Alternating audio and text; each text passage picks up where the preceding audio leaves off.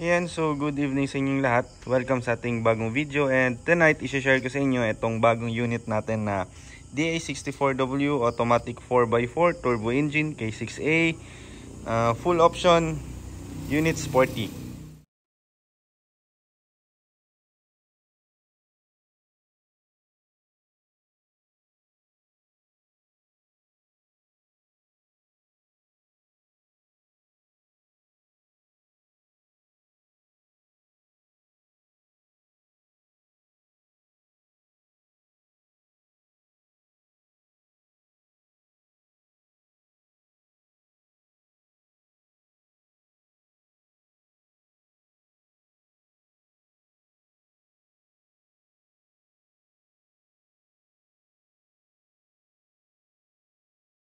So this one is made to order from our buyer na taga Cotabato City. So gusto po ni ma'am, loaded na yung unit niya. Except lang po sa roof rack. Kasi ayaw daw nila may roof rack. But sa registration naman niya, indicated na merong detachable carrier. So pwedeng merong carrier, pwede din wala. So walang violation. So nilagyan natin ng steel bumper. Ayan. Brand new 13 mugs. So yung design ng mugs is requested nila, and then pinalagyan din nila ng fender flare. So of course, kompleto din yung mga chromes natin, from side mirror, this one, side mirror chrome with lights, door handle chrome, and itong dito na part, ayan, may mga chrome. So yung mapapansin nyo mga boss, hindi ko pa tinanggal yung sticker niya or yung parang protector niya, kasi gusto namin tanggalin pagka kukunin na ng buyer ang unit. And so this one is a full option unit from dual auto slide with auto step board, all power. So pag sinabi nating all power, power window lahat ng window, power mirror, power steering, and yun nga, dual auto slide. So left and right is auto slide. So interior niya is merong Android touchscreen stereo with backing camera. Yung upholstery naman niya, from ceiling to upuan to matting, and meron din siyang back seat. So mamaya papakita ko sa inyo yung design ng back seat niya. And request din po ni buyer, palagyan daw ng underglow lights sa ilalim. So ayun nga, nilagyan natin with remote. So nag-iiba yung kulay niya, pwede blinking. May madami siyang mode kasi, kaya may remote siya. Yun nga yung conversion din natin, oh. Kitang-kita yung secondary gearbox. And mapapansin nyo mga boss, yung conversion natin bukod sa may secondary gearbox is yung, wait lang, pahinaan ko lang yung sounds. Bukod sa may secondary gearbox, yung conversion po natin sa aircon is sobrang linis po. So wala po kayong makikitang yung tinatawag natin na evaporator po. So meron din kasing ibang conversion galing sa ibang team na yung kanilang evaporator is umaabot dito. So kumakain po siya ng space. So yung kunwari yung paa natin taga dito lang. Ayan. Kasi po yung evaporator nila is taga dito. So dito yung evaporator natin, tawag nito, ginawa natin ng bagong housing para po so malinis po yung conversion natin. So ang tanging makikita lamang is yung secondary gearbox. So isa dito sa loob, isa din sa labas. So ito yung back seat niya. So dual purpose to. Pag sinabi natin dual purpose, pwedeng upuan ng mga bata, at the same time pwedeng lagyan ng mga tools. Mga ATF, mga jack. Kahit naman may lagayan na ng jack sa ilalim, pwede din tayong maglagay ng extra jack dito. And water, coolant.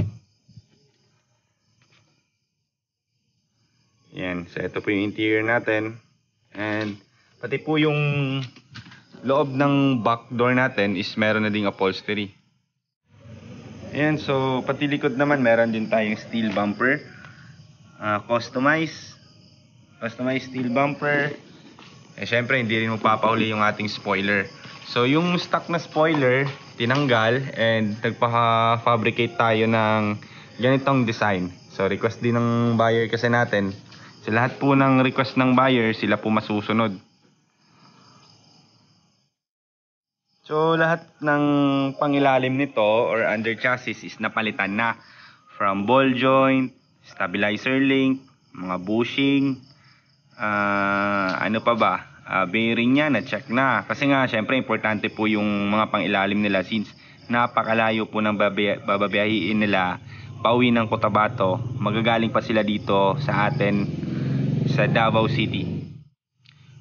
And of course, kasama na din na palitan yung engine oil.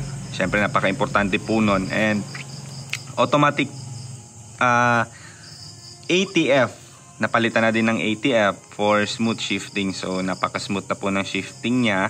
And very malakas po yung response ng ating engine since yung ginamit natin na engine oil dito is Toutachi oil. So sa mga hindi po nakakaalam, lahat po ng units natin dito, ginagamit natin na oil is Toutachi oil lang.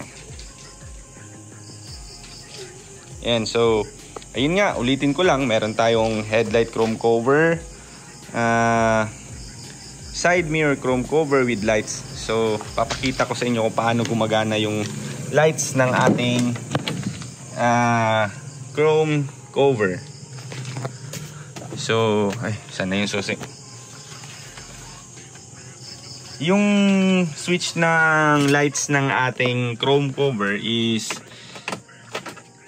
nakasabay na po siya sa switch ng tawag nito park light.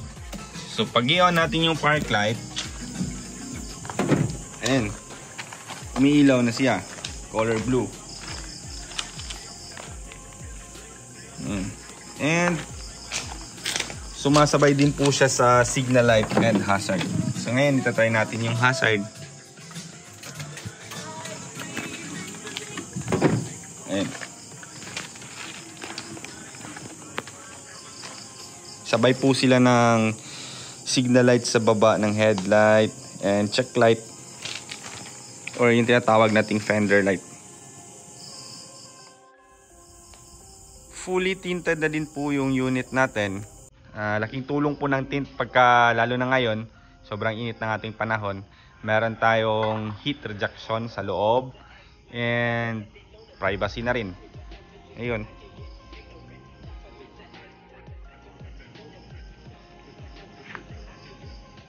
So itong unit kasi na automatic 4x4 na wagon and full option is medyo mahirap po hanapin kasi mostly sa mga full options or mga wagon unit natin is madalas automatic 4x2 lang. So since 4x4 naman talaga yung gusto ni buyer and sabi nga niya willing to wait daw, so medyo natagalan lang tayo na nakahanap ng ganitong klaseng unit. So this one is umabot ng I think 2 months na paggawa and kasama na sa 2 months yung paghahanap ng specific na unit na gusto nila. So ayun nga, bukas is i-release na natin to and diretso na sila biyahe pa uwi ng Cotabato City. So this time papakita ko sa inyo kung paano gumagana yung ating auto slide or power slide. So meron siyang remote, meron din siyang switch sa loob ng dashboard. So this one is remote yung gagamitin natin. So long press lang natin dito na side. Ayan. So pag bubukas yung sliding door natin, automatically lalabas din yung stepboard natin. Pero pwede din namang pagka bumubukas yung sliding door natin, pwede nating ma-off si stepboard. So meron siyang switch. So hindi lahat ng unit na DA64W is may auto stepboard. Tanging dual auto slide lang po yung merong stepboard. So sa mga gustong magtanong po, pwede po kayong mag-inquire sa amin through page KMJL Surplus Trading. Pwede po kayong magtanong, lahat ng mga katanungan nyo pwede namin masagot. Huwag po kayong mahiya. Kung gusto nyo pong magpa-quotate, anong gustong setup ninyo, send nyo lang sa amin yung mga gustong setup ninyo, and any setup naman pwede natin gawin.